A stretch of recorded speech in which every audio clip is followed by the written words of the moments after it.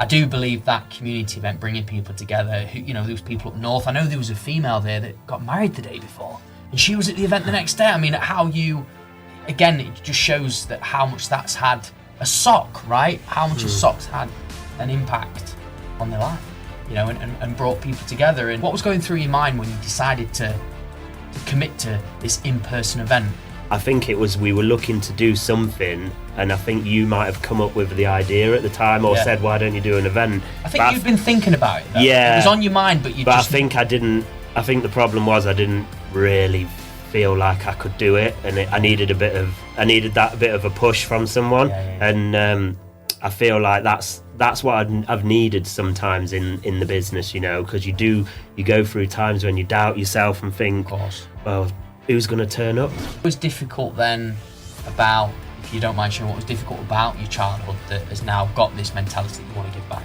Yeah, so I grew up with a single mother. My father died when I was 13 of alcoholism.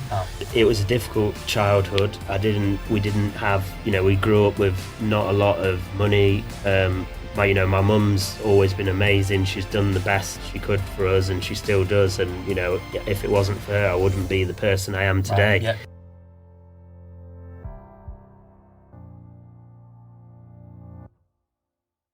Hey everyone, welcome back to Master Your Life Beyond the Boardroom, or in other words, even beyond the workplace. I am your host, Luke Beastall, and I have I'm going to just say it out there, an unbelievable guest. Shaun, I'm going to introduce you just in a second, but we obviously go way back. I mean, we could go back as far as, was it 2019, would you say? Yeah. Yeah, so back in the gym environment, and he has got an unbelievable brand that I would definitely say has been fast growing this year and is going to new heights going into 2025.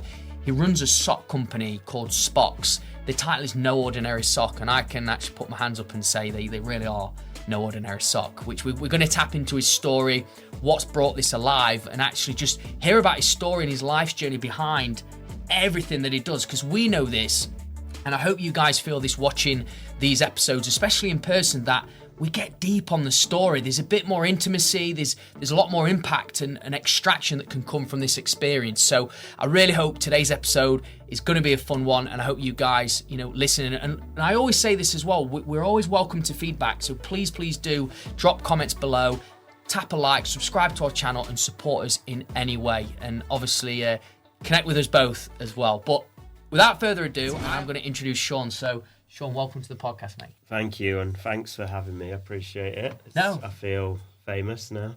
Feel famous? By no means. Hey, you could be famous next year. I mean, especially some of these deals that you've been, you know, working out this year. It's been crazy.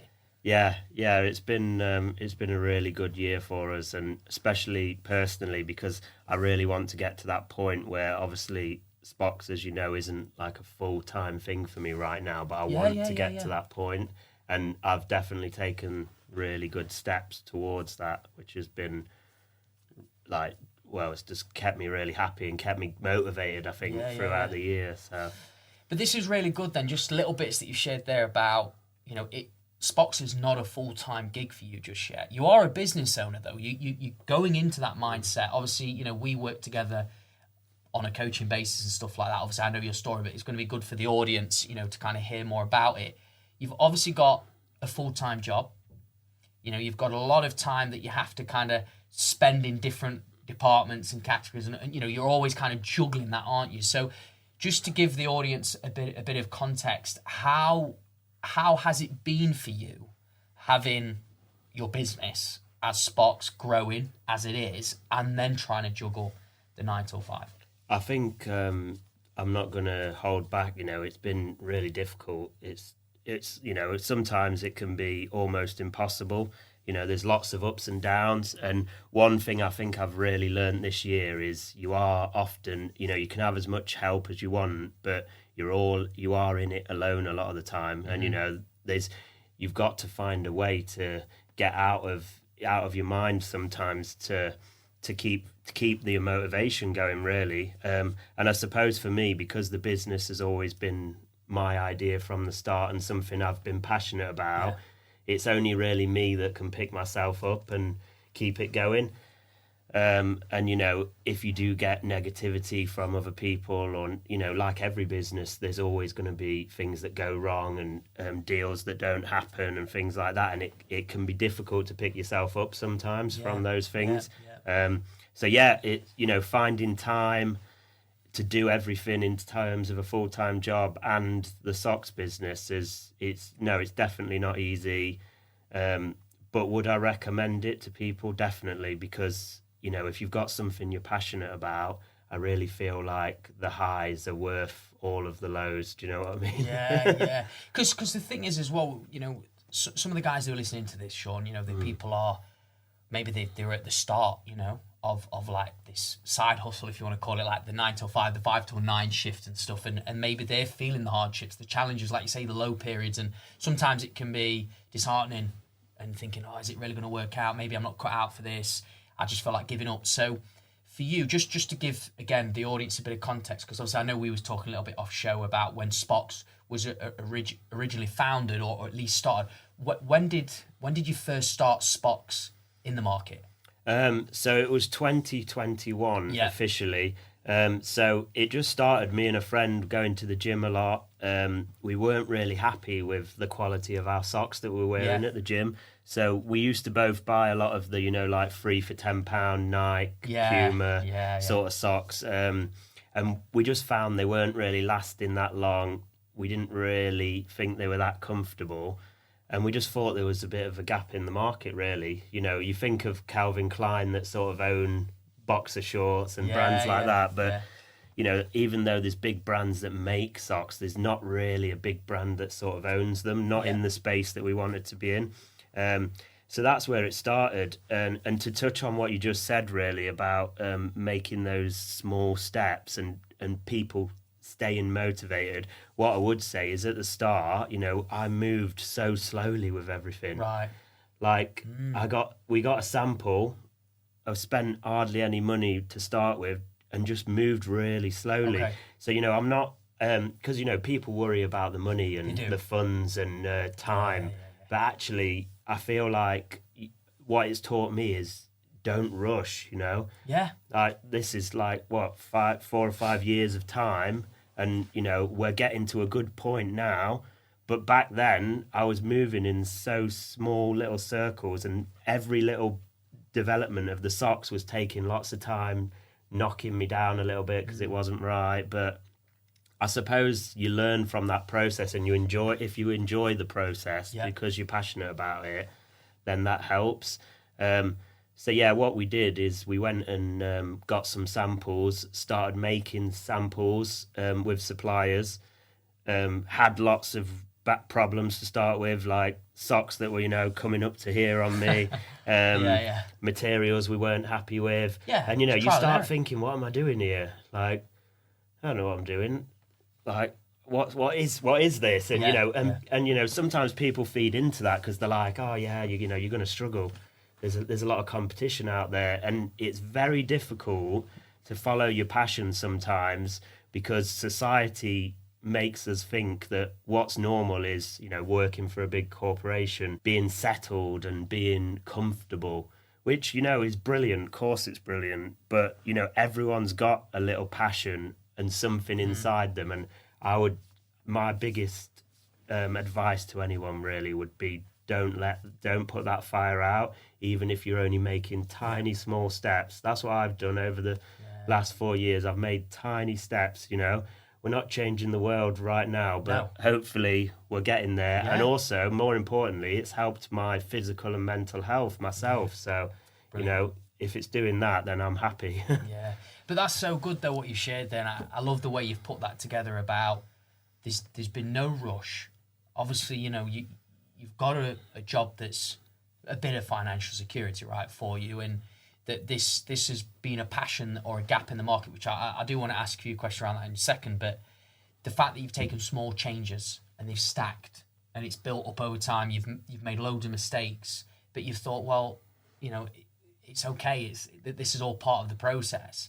So with this being what is nearly, you say 4-year journey that hasn't even became a full-time business for you yet, which that's where you want it to be, I'd love to know what has stopped you from giving up. Because if you think about the society today, everything's about instant gratification. If you have one shot at it and it don't work, you give up. People have that mentality, oh, it's a waste of time and waste of money. So what's kept you going? What's been the driving force of it all? I think, to be honest, what's kept me going, and obviously I want to thank all these people, is everyone that's ever shared a post of mine, not just bought a pair of socks, shared a post of mine, said one good word about anything I've done with the business. They keep me going, because I think, God, I love to have that support, you know. Yeah. And it's nice to have support on something that you've created personally. Yeah. You know, one of my best memories ever was, because to start with, we always used to sell socks to friends, you know, like my best mates would buy loads of them, and brilliant, they still buy them all the time. They buy so many, family buy them. But it took a while for, you know, random people to start buying them, strangers. Yeah. And I was just driving down the street one day, and I saw for the first time someone running in a pair of SPOX socks, and I didn't know who they were. And I thought, who's that? And I thought, that's amazing. Yeah. I thought, and you know, to have something that you've created, something that was a drawing on a piece of paper. I came up with the idea. Some people don't always realise, but it's sports socks, SPOX, the mix of the words. Yeah, it makes sense. But it was just started off as a drawing on a piece of paper, and to take that from where it's gone now, and you know, seeing that person running in them, and just bringing people together and creating a community, really. So that's what keeps me going, and that's what's always kept me going, I think, that support. So it's the customers and the people that love our socks and the messages we get. And, you know, I think to start with, when we just had a few positive reviews of people saying, yeah, they're the most comfiest socks I've ever worn, you know, like we talked about off camera earlier, I had a bit of an imposter system. I was like, you know, they're just saying that. Right. I was like, you know, people are just saying that to support me. But then it just kept coming, and more people were saying it. And then you start believing it, and you think, God, I have actually done a good job here, and we've put something good together. And that's what keeps me going, because I always want it to be better. I always want the socks to be better, and we're always developing new ones and getting in new markets. And it's about bringing people together, really, into this community. And it's all about the feeling that these people have, and everyone that we work with has, to be part of this SPOX community, really. Yeah. And this is so I've heard the word community a lot in what you just shared there. You know, again, no, but bringing people together. Yeah. What makes a sock, right? I know this is, it might sound crazy me asking this question, but there's probably people as well watching this and be thinking, how has a sock brought people together? Yeah, what has made SPOX bring a community of people together? Yeah, I think what it is it's these like-minded people that actually, you know, they might not be fitness fanatics, but they want to do something to move their body, feel better, feel positive. And it's something like, you know, they might go out running and buy a running top, or everyone might have a Garmin or something, that sort of thing. It's sort of like I guess it's like a cheaper version of that, really. Yeah. And, you know, people like being part of the community. They've got all of their gear, and then they've got a pair of SPOX socks as well. And then they've got a friend who says, oh, well, I've got these ones, and these ones are tie-dye, and I've tried these. And then people come together like that. And also, I think it's the local side of it. You know, because we're a small local business, almost all of our biggest support is locally, and you know, in the Midlands. Although it started stretching now across the UK, that really started here in the East Midlands, and it's people love to be part of that local business, I think, as well, which we've always really appreciated. Yeah, and that's really good, and I like it, the fact that I guess as well you've taken sort of any sort of judgment, any stigma around the people who can wear them, like how you've just said, it's people who want to move, people who want to look after themselves. Obviously, it's got that sports socks in your name, so that again brings it together. I love the fact that you've actually, you know, brought people together as a result of it, and I think this ties in really well with the next question. I mean, there was a few others before, which we'll get back onto. This is what I love about it, because we do go all over the place with it, is what's been the highlight for you if you talk about a community memory that you've done in the past that has been a standout moment for SPOX? I think it'd have to be our event, the SPOX event that we did in earlier this year in May, because it was our first ever event. Right. It was an event that was just all about SPOX, which sounds mate. a bit big-headed. Sounds a bit arrogant now, but it's brilliant. It was all about our socks, but mainly it was to say thank you to everyone, because we gave everyone a pair of socks that came for free. But what it was about is, like I've just touched on, I wanted to say thank you to all these people that, they didn't have to come and support SPOX. When I set up a socks business, no one said, you've got to go and support this person. And these are all people that I'd never met at one stage, And do you know what? The weird thing is, when you start your own business, it's actually strangers that you end up becoming friends with that end up supporting you.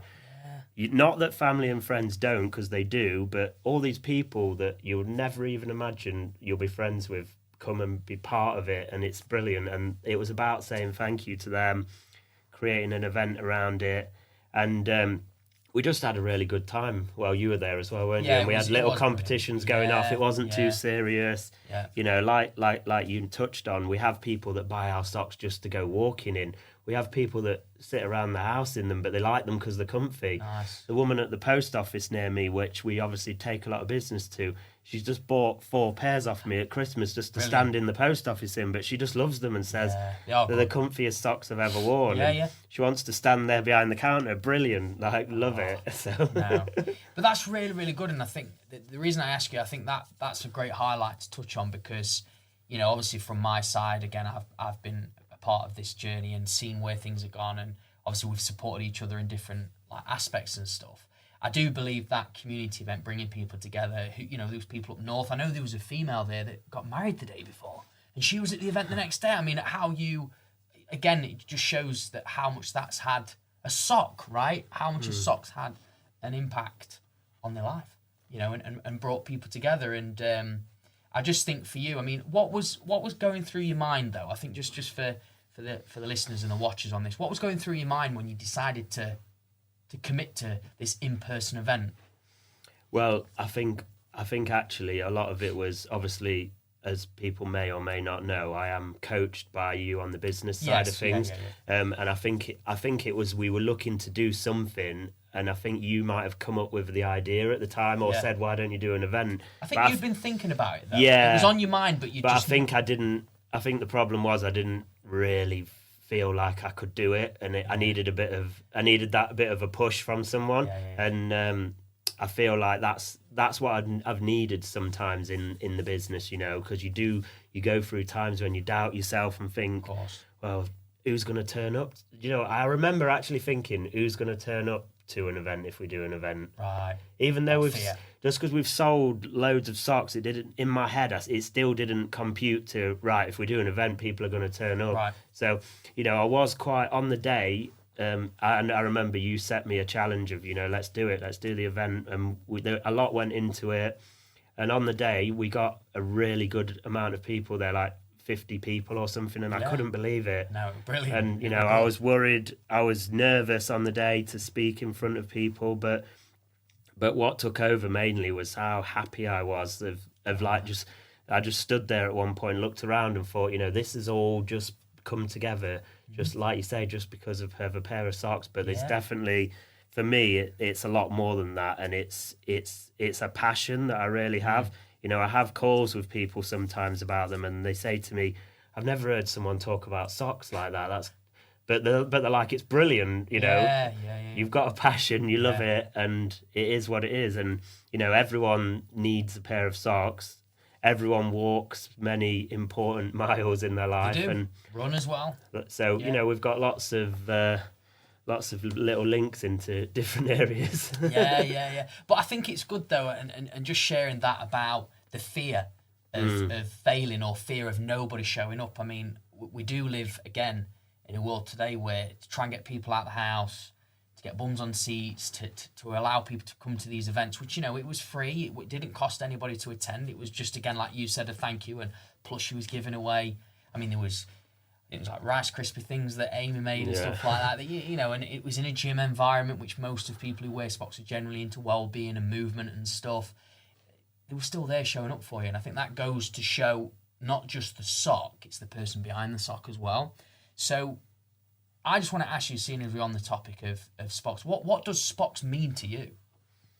I think, we've already mentioned the word community, but I think for me, the main thing it is it's something I'm passionate about, and I suppose it drives me really. I've got my full-time job, which I work in marketing. So, that got me into this. I love sports. So that's another thing. So it was something, I enjoy marketing. I enjoy sport, and it all came together in this sort of like fitness community idea with SPOX. And for me, I guess what it means to me is passion would be the best word I could describe it with. Yeah. Because I do have a real passion for it. And whatever anyone ever says, I will never stop. I will never give up with these socks. Yeah. I promise you that right now. Yeah, but that's right. No, and I can tell do you know what, when you say it, I know obviously you're smiling and stuff, but you can tell that it comes from a genuine place as well, that SPOX has been built from, like what you say, your passion.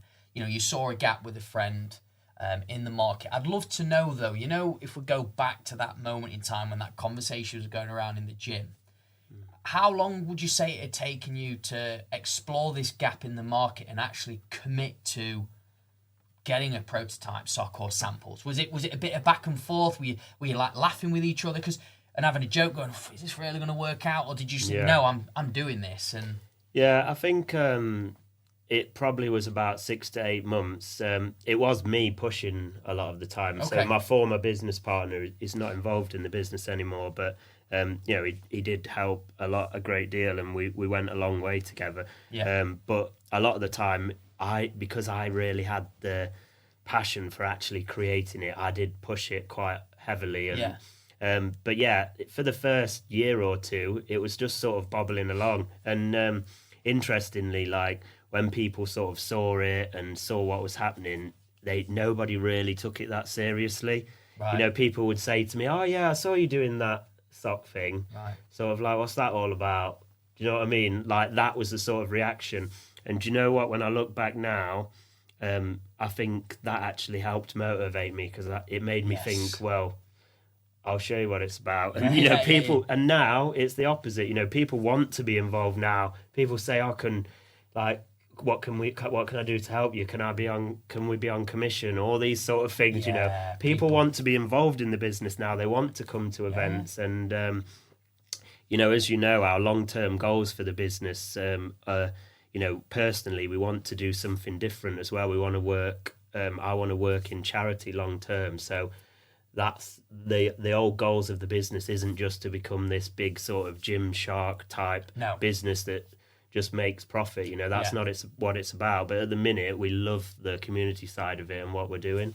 Yeah, and I think just what you say there, Shaun, I feel the community aspect, and obviously what you've already shared a little bit about what people are saying and feeling around what it is you're creating, I think will grow where it wants to grow. And I think that the mission of the charity, I'd love to know from that, what you've just said then, what's made you decide that when the business does grow that you want to head into the charity and give back? What was the reason behind that? So as well as working full time in the job and doing SPOX, I also volunteer for a charity called R.E.A.L Foundation Trust. Yeah. So they're a charity based in Mansfield. The brilliant charity. They help young people aged 5 to 19 who are maybe struggling in their home life, struggling at school, from a low socioeconomic family, and need some time out of their life, what's happening at home potentially. So what the charity do is they have befrienders that take these young people out, do activities, maybe go to the cinema, and it's just a couple of hours out of your week, and they're desperate for people. So a bit of a plug, but if anyone wants to get involved, let me know, because they're desperate for people. And I tell you what, it's one of the best things I've ever done. Yeah. The things, the development you get to see in young people, that you can affect what's happening in their life and how their life develops. You'll never pay a salary that would do what that does, that feeling, and people that you can help. So, and that, because I love that, and I've loved that more than SPOX even, that I want SPOX to sort of combine into something like that, or I want to create my own charity in the future, and that's a big goal of bringing it together. So I've got some more ideas that you'll see more of in 2025 of how we've merged that together. But yeah, that's fantastic. you know, I don't tell that story enough, I don't think, on the website, through the brand, but we definitely are going to be doing more of that. Yeah, I think that's brilliant, mate. I think just I love hearing the aspect of giving back, and but also from something that's real. You know, you're saying real education. I think that the fact that you're helping young people as well that probably haven't got the luxury, I guess, or maybe the upbringing, but still you're there as somebody that's helping them out alongside a full-time job, a job, and then alongside this also you're still making time to do stuff like that, which I think is definitely commendable on that. And I think, and obviously you can see again the love for that, and you know it doesn't necessarily bring in the pennies, right? But what it does do, it brings in a lot of love and happiness, and it allows you to flourish in your business. So with SPOX as a whole at the minute, what would you say has been the best thing that has happened for SPOX that's helped it grow and be where it is today? I think working this year with British Superbikes has been massive for us. So we were really fortunate that I actually, well, I say we were fortunate, but you know, we always chase people down constantly, and then created it, and then you say you're fortunate, but actually, you know, when I think of how many times I've emailed thousands and thousands of people, then, you know, actually there's some work in it. And, you know, people say about these like overnight success and, you know, things look easy on the outside, but they never are. You know yourself, you know, how many times you knock on the door and people say no before you get a yes. But yeah, so we sponsored the team that actually won the British Superbikes this year. So Kyle Ride actually won, and SPOX were sponsoring all the team, OMG, and we did socks for all of the crew. It was on Eurosport, so you could see the socks live on TV. Amazing. The bikers wore them. Lots of other bikers in the competition have also ordered our socks and still do, and that really helped like grow the amount of eyes, I suppose, on the brand as well, and it's helped us to move a bit further into other areas like running as well. Right. So we're working with Nottingham Half Marathon. So if you sign up to the Nottingham Half Marathon right now on their website, it asks you, do you want a pair of SPOX with it? Does it? For next September. No way. And it's our branded socks, but with Robin Hood on it as well. Okay. So, brilliant. So yeah, and we're doing lots more of that sort of stuff. But it all started, it all really grew from what we did with British Superbikes, really. So we're so grateful to what we did with them, and we carry on working with them. And just to kind of go back on where you'd said about, you know, you thought you got lucky, and I can't believe it, but actually, you know, it wasn't an overnight success. It took relentless amount of emails, constantly pestering people to have, because you know yourself that maybe what you see online as a visual will never truly be that once they feel that product in their hand and feel the material and probably then put them on and be like, oh wow, you know, these are then amazing. But then you've landed such a unbelievable partnership. Would you say that when you'd landed that through all the reps and never giving up and stuff, did you start using that as not ammo, but did you use that in conversation with other people as a credibility source that you would?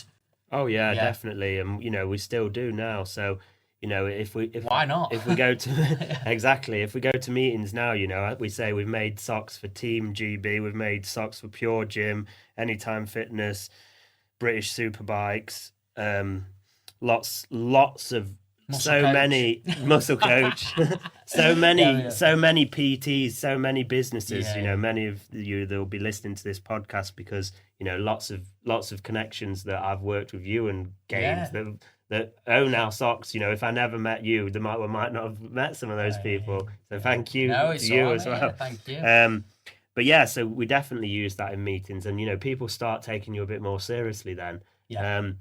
You know, there's some big socks companies out there. There's one that many will know that's got a big headquarters in New York, a big shop on Times Square. And, you know, I sometimes think to myself, they are massive in the consumer market, but we're doing something very different. We're very much more community based and around helping smaller brands as well. So I love that we can sort of help in that space. Yeah, no, that's really good. I think for you, yeah, you can see that you've helped out with other small businesses. I guess it's like you're a small business then collaborating and partnering with small businesses. But what angle did you create for these small business owners to allow them to be a part of your community, and then you be, I guess, a part of their community?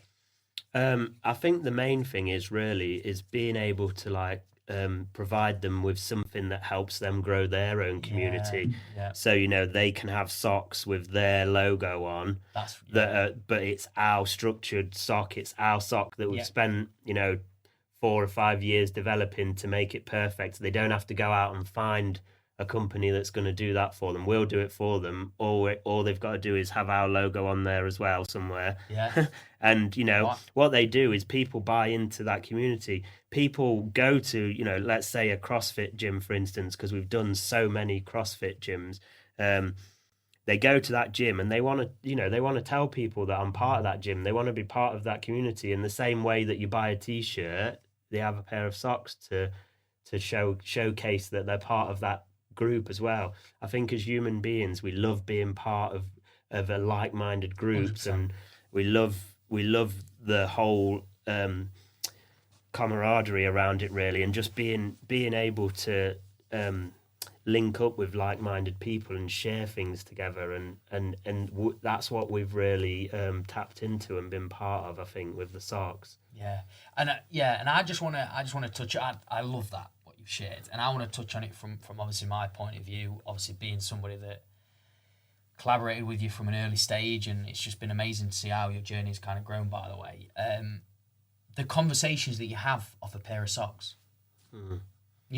like when somebody sees the socks on and goes, "I've not seen them before." What I'm saying is, it's like a niche, it's like a standout, isn't it? But then how it then creates a community off the back of a conversation about a pair of socks.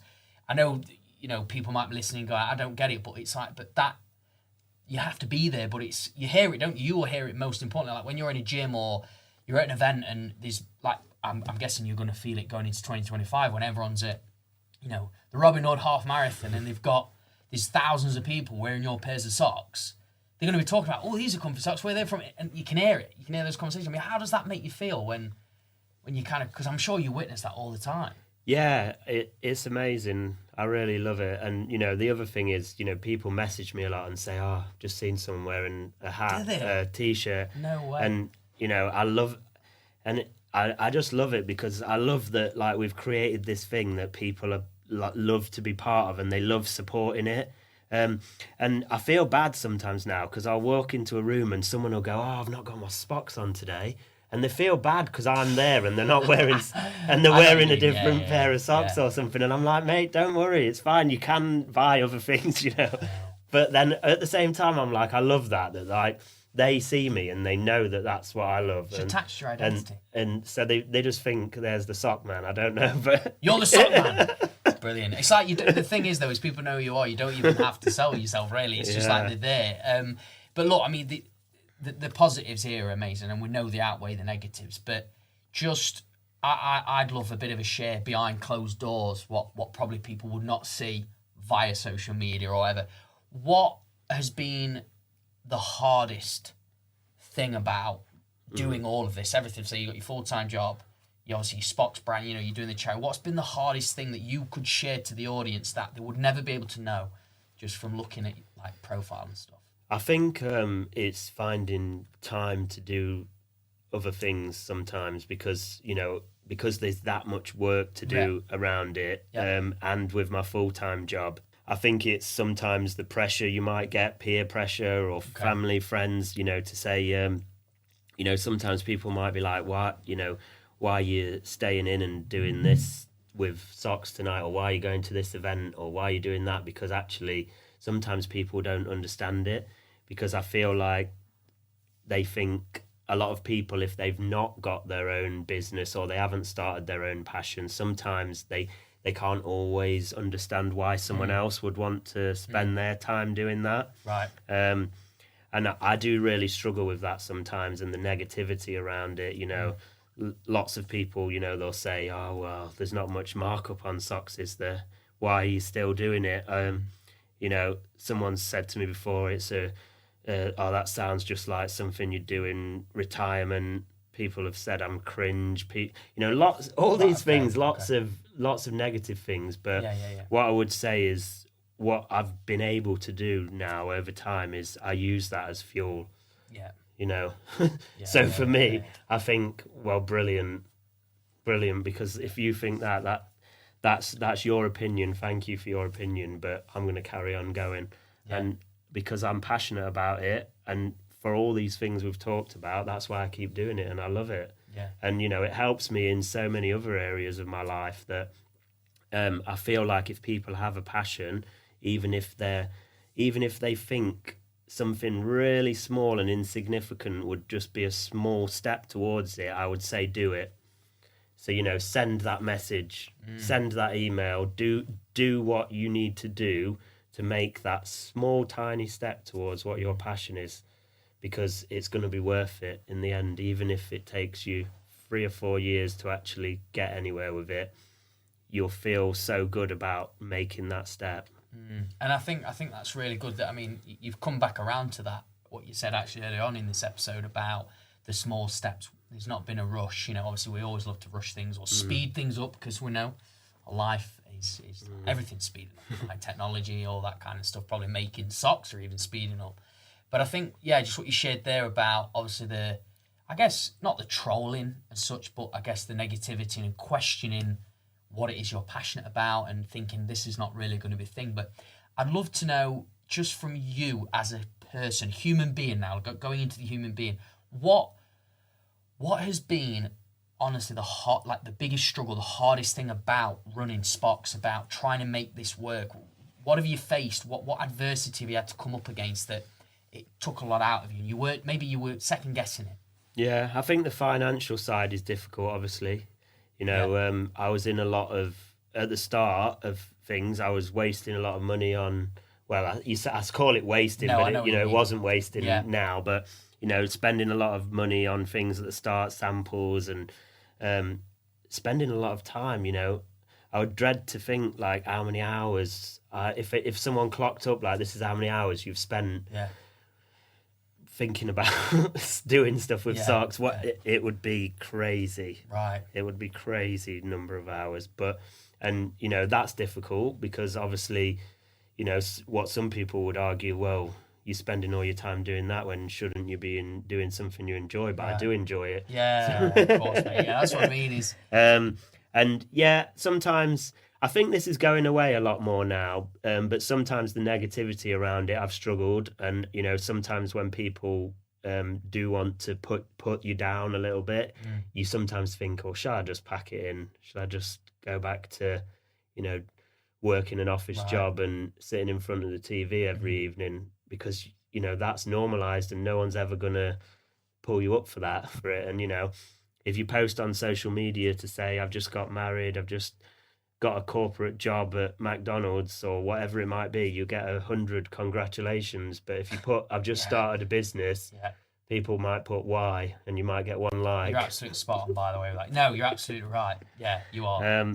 But, you know, I don't blame anyone for that because it's a society thing sometimes. Like, we're conditioned to think that that's how you should be and that's what we should do and be comfortable and don't step out of line and try and do your own thing. Yeah.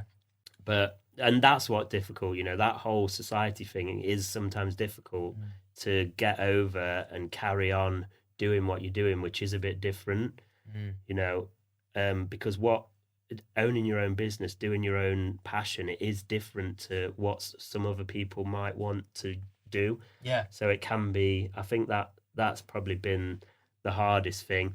But what I would say is, especially over the last year, the amount of outpouring of support from all of our customers and fans, and even just people that, you know, this is what I always say, there's people that have never bought a pair of our socks, but I tell you what, they've given me so much support whatever it might be. Yeah. Whether that's, you know, financial support, business support, or, you know, just general support in life, or, you know, they've dropped me a message or something. It's not about buying the socks. I'm not saying that. It's just I appreciate that support mentally as well. Do you know what I mean? 100%. Like you again, just picking off a piece you said earlier on in the episode about being lonely. You know, I can relate to that. I say it a lot in conversation with, you know, with Abby and just people in general, you know, and anybody who's wanting to step in their own business, it's going to be lonely. You know, you're going to feel like you're on your own at times because, like you say, people don't necessarily understand. But I think just how you've spoken there about the societal stuff, God, you hit the nail on the head. You're absolutely right. It's like nobody screams and shouts at the rooftops when you're someone who's setting up a business and maybe coming away. I mean, obviously, you're in a bit of a transition at the moment. But the fact that people are sending those supportive messages and you're getting those, I guess, those surprising ones as well, the ones that kind of take you back. God, I didn't even realise, you know, you was even watching my stuff or whatever. It's a really heartwarming thing. And it, like you say, mentally, it charges you up to keep going. I'd love to ask you, though, because this is going to be good for you to even reflect back on as well. Obviously, you're employed at the moment and you're building a self-employed business, which I know is going to eventually be the full-time thing. What have you learned the most about being your own business owner or being a business owner? I think I touched on this already, but it's definitely that as many people as you might have in your business helping you, whatever it might be, at the start with a startup, you are very on your own a lot of the time. You know, it can be a lonely and difficult place to be. And it can be difficult to motivate yourself, you know, even though I've got all this passion for it. Some days I'm just like, and, you know, I've tried and apply this passion that I've got to other areas in my life and my fitness and things like that. And I struggle sometimes. So then I realise why people do struggle in business, because I struggle sometimes on the other side of things in fitness as well. But yeah, I think it's been that, and the financial side, you know, it can be up and down in terms of how well it might do sometimes. And then, you know, I know that's a big risk for people. And it's a reason why a lot of people don't take that leap. But I hope that people can see that doing it this way and doing it in your spare time slowly could be an option, because it has definitely been for me. You know, I was out of work, and I don't mind sharing this. When I was out of work, I went full-time for a month or two, and I actually made more doing SPOX than I did in my full-time job. No way. But it didn't really give me enough impetus to go and do it. But, you know, I'm getting there slowly. Yeah. And I know what I want from it in the long term, so we'll see. No, this is brilliant, and I love that. I love that fact. I think when you touched on, obviously, the loneliness, but also the financial side, there will be a lot of people, like I say, listening, watching this, and will be like, I'm probably scared to start, Shaun, you know, because I'm fearing that financial loss. I'm fearing that, you know, comfortable pay packet. But you've said, look, that doesn't have to be the way. It could be starting small, doing it in your spare time, building it up, obviously going slower, maybe you'll be able to manage better. When I ask you the question about what have you learned the most, it's just because there's a different mindset when it comes to employed mindset to self-employed mindset. And it was just like from a mindset perspective, what have you learned the most about yourself from the employed mindset to being self-employed? Like, what's been the biggest kind of like light bulb that you could give the audience? I think I've surprised myself massively in like what I'm able to do. Right. I suppose I'm trying to think how to explain it, but maybe as an employed person and in that mindset, I've always sort of thought, well, I need to be employed like this because I need someone to tell me, right, this is your schedule, this is what you need to do. And what surprised me is actually I've been able to successfully set my own schedule, manage my own workload, and make it go somewhere. And you know what? It's because it's your own thing. So you really want it a lot more. Yeah. You really want it to work. And you know that you've got to get out of bed and make it work, because there's no manager to come and say, oh, well, you done this? So that's the big thing. I think it like personally for me, I've surprised myself, and I've been able to do things that I probably at one stage thought if I had my own business, I'd never be able to do.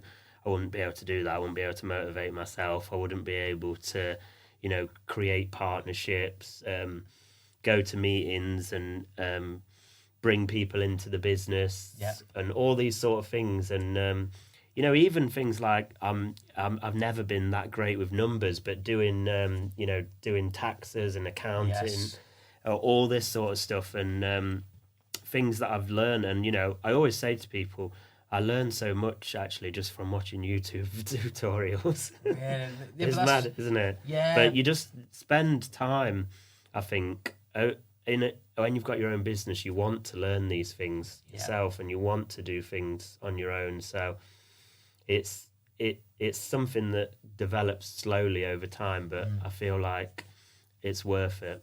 Yeah. Well, I mean, it's definitely worth it, showing from where where you was even like 4 years ago to where you are now. But I do like that where you said it kind of in a way proves what potential you have inside of you, and that's one thing that a lot of people really do want to do. They want to fulfill the potential. It's probably, there's something like the Maslow hierarchy of needs, which they say about that fulfilling your potential is right at the top. Obviously, security is kind of like the first foundation, which obviously it is, but people do want to fulfill that, and you're obviously leaning into that more and more now. So just so I can understand as well, because I want to know this, but obviously I know the audience will. What does Shaun do outside of SPOX and running having a self-employed business? What do you love doing? So I've got 2 dogs. So I spend a lot of time with the dogs, to be fair. So I'd fitness myself. Yeah. Running, obviously. I ran the London Marathon a couple of years ago, and I want to get back into running a little bit more and doing that.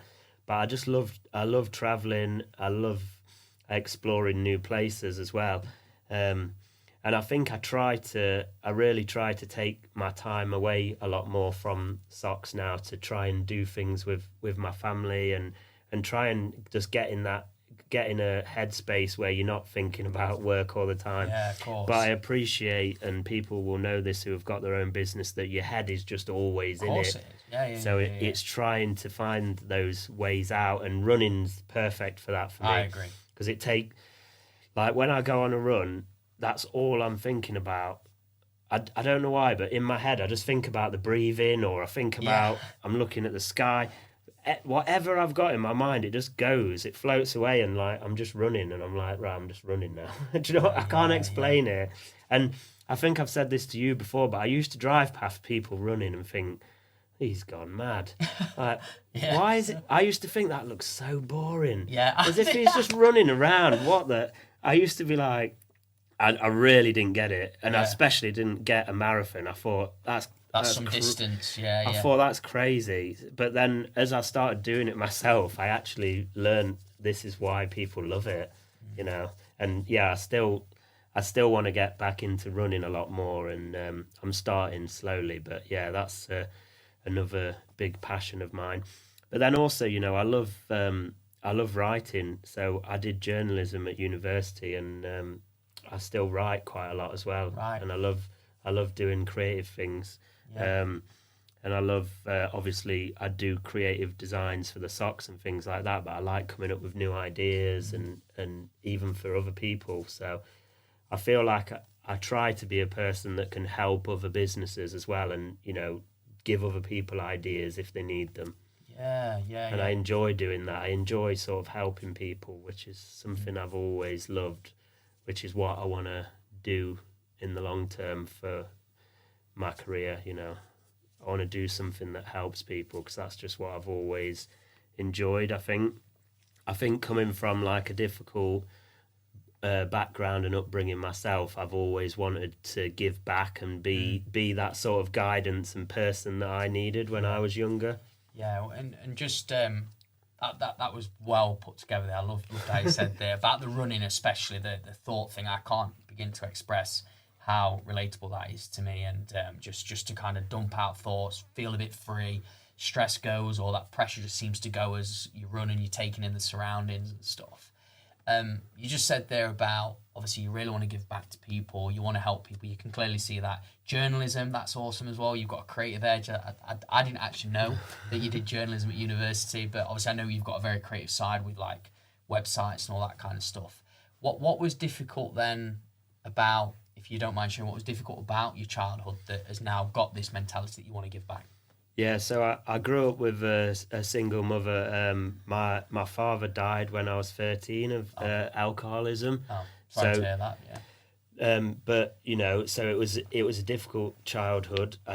We didn't have, you know, we grew up with not a lot of money. My mum's always been amazing. She's done the best she could for us, and she still does. And you know, if it wasn't for her, I wouldn't be the person I am today. Right. Yeah. But you know, because I didn't get opportunities, I didn't have someone to say, you know, go and do this. Go if I was working now in a shop, selling stuff, or in McDonald's, whatever it might be, if I was doing anything like that, it'd be fine. Like my family would be happy. Yeah. So I suppose for me as a young person, I needed to have some inspiration, and it came from in here. I had to create my own motivation and inspiration, and that's what keeps me going, really. And that's why I'm still like I am now with my own business, because I've got the ability in my own head to motivate myself and try to get to the next level of something all the time. Yeah. And you know, not everyone has that, and you know, the other thing is, you don't want people going, feeling sorry for you, because it's not about that. It's just everyone's come through a different journey in life. And you know, I hope that I can help other people in that way, and that's because I needed help at one stage in my life. Yeah. So No, I mean, just sharing that so openly as well, I honestly have got a lot of time for that as well. You know, obviously your dad passing due to alcoholism, it must have been really tough. Obviously, like say your mum's been an absolute gem in your life. She's really helped you. I'm just saying, a lot of kids at that age would have been challenged and would have gone down probably different paths. It could have been drugs, it could have been neglect, you know, because it's hard going through that period. But you've gone through a period, but built this like person inside of you that definitely shows today where you want to give back to people. So just to kind of really delve into that, what role did your mum play? What did she provide? What did she give to you in order to stay, I guess, in this path of where you are? Because I guess it must have been easy to kind of, you could have gone down a massive spiral, you know? yeah, I think the thing was, whatever was happening, she always provided a stable home, you know, and somewhere for me and my brother and sister to have peace, and Right. and that's what it was, really. I think, and you know, grow in our own minds, even if the motivation or inspiration wasn't around us, we had a happy environment that we could become who we wanted to become in our own minds. Yeah. And you know, everyone always says that myself, my brother and sister are always so polite, and it's because that's how we were brought up, you know. Yeah. I still wouldn't swear in front of my mum now. Yeah. Like, that's just how it is. Yeah. But I swear a lot. Yeah. You know? It's like, I won't swear in front of my mum, but that's really nice. Yeah. But yeah, I think that's what it was, really. And you know, obviously I had to inspire myself a lot. You know, I was the first person in my family to ever go to university. It was unheard of. Right. You know, it's not a thing like that anyone had ever done. Right. So I suppose even doing things like that, it was an early opportunity to do things that were different, you know, like I do now. Yeah. You know, starting a business and carrying on. So I'm used to people being like, oh, well, that's not the norm, you know, good. I don't want to be the norm. Exactly. Yeah. I've always grown up being different and taking a different path and doing what inspires me and what I want to do, really. So I'm just going to carry on doing that, and I'm just happy that I've got to a point now where so many people understand that and support that, and you know, I've got a lot of friends that are like-minded and want to do these things as well. So I'm always really passionate about finding out what their drive is, and Like, I was even at a Christmas meal the other week, and I was sat next to someone that was telling me what their real passion was, and I'm sat there saying to them, go for it, you know. And I'm giving them every reason why they should, and everything they say that's like, oh, but what about this? I'm giving them a reason that they could do. Like, you can do it slowly. You don't have to go full in. Because I feel like we should all, as people, do what we love and follow what we love. And, you know, maybe I love socks, but maybe what I really love is this community I've brought together and people and helping people, you know. Yeah. It might not always be what it looks like on the surface. No, but this is why I wanted to ask this, and it's really, really clear now, though, Shaun, like from what you shared there with family upbringing and how now what you've created and going to university and being the first one, being different, being you, you know, being authentic. And then building a community, I think it's you, you know, and that's what you want, and you can really see that, and it's helping people, and I think it's fantastic. And, you know, I mean, I would love to go even further into this, mate, but we are unfortunately getting towards the end of this episode. But seriously, I think the kind of really powerful stuff just come in that last 5-10 minutes. I mean, the journey's obviously what people want to hear, but how it's really grown from that seed and you've watered it over time is just phenomenal. So I want to ask you this question because obviously this means a lot to us, but I'd love to hear your perspective on it. What does mastering your life mean to you? I think to me, mastering your life is all about being able to manage your time in a way that gets you to a point where you can do things you're passionate about, do things you love, spend time with your family, and work slowly towards that life that you want, really. You know, because it's not always going to be perfect straight away. And, you know, a lot of people, you know, they'll watch this and they'll watch things like this and say, well, you know, you've not got 3 kids running around, you've not got this, you've not... Yeah, sure. But I think it's all a process, you know, and for me, mastering your time is a process as well. And it's a process that I'm improving in every month, and working towards getting that life that I want and being able to do things that I want to do and enjoy time, because, you know, we're only here once and we want to enjoy it, and everyone wants to. Yeah. Well, yeah, no, you're absolutely spot on, and I love that, and I think it really pieces and concludes what this episode's been about, like these key parts that you've spoken about, the small steps, following your passion, you know, obviously fall in love with the process kind of thing as well. I think that really is good, and obviously using the time as a key part of all of that to be able to enjoy it with everybody around you, right? So just if people that's watching this or listening today want to connect with you and maybe chat to you about this transition and where it's going to be, and maybe want to join the community, maybe buy a pair of socks, where can they find you? Yeah, so you can find me on LinkedIn, Shaun Wheatcroft, SHAUN. So it's different Shauns in there. But also you can follow us on Instagram at SPOX_official. So I'm always checking the messages on there. I'm on there now and again anyway as well. I would love to connect with people and chat to people about, you know, even if it's just a small piece of advice. I actually really enjoy coming up with ideas and trying to help people. That's just what I just love doing it.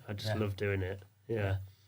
Brilliant. Well, I fully get that people are going to be jumping into your DMs, mate, and asking you, because this has been such a powerful episode, and I just want to say thank you for coming to the studio, spending an hour with us, and obviously I'm still going to be there with you, mate, pushing you side by side, keeping you accountable, but I just want to say, thank you for coming. Yeah, no, thank you for your time. Appreciate it. Cheers, thank mate. You. Brilliant stuff. Thank you so much, guys, for tuning in to our episode. If you've got any feedback or any questions for us as in regards to our in-person podcast episodes, just either drop a comment below, send us a message, and we would love to hear any sort of feedback, and we'll respond within 24 hours and make sure that the next episode is invaluable to your ears. Take care.